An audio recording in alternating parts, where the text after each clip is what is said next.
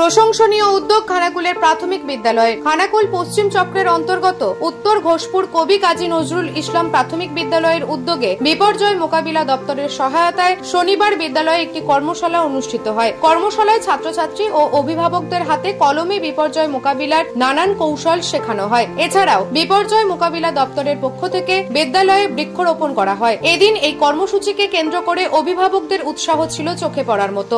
আমাদের স্কুলের স্যারেরা যে আজকে একটা ম্যাটেরিয়াম NDRF পক্ষ থেকে কলকাতা তরফ থেকে এসেছিলেন, সেইগুলো যে আমাদের বিষয়বস্তুগুলো শিখিয়েছেন, আমরা খুব সুন্দরভাবে শিখেছি। সেগুলো শিখে আমাদের খুবই ভালো লেগেছে।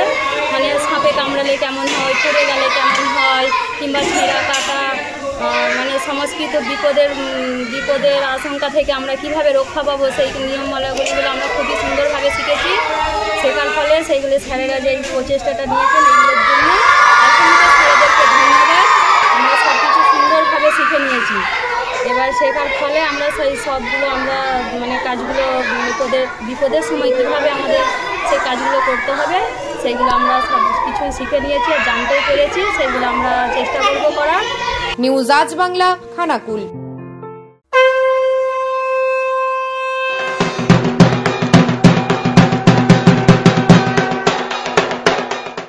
নমস্কার, বদরগঞ্জ ফুলই 2 নম্বর গ্রাম পঞ্চায়েতের প্রধান আমি হাসমত আলী খান। আসন্ন দুর্গাপুজোর উপলক্ষে প্রত্যেকে ভালো থাকুন, সুস্থ থাকুন এই কামনা করি।